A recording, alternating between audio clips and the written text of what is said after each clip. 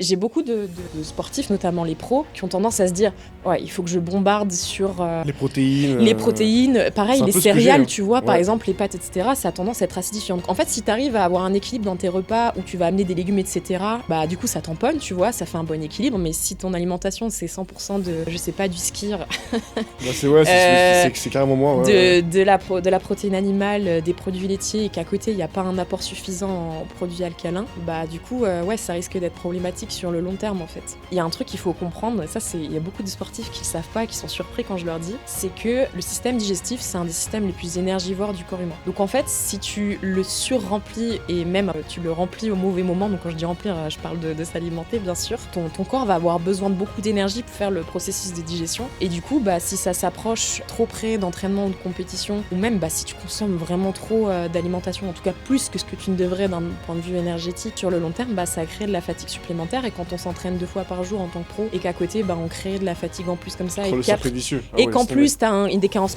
micronutritionnelle, etc., bah en fait, ça part vite.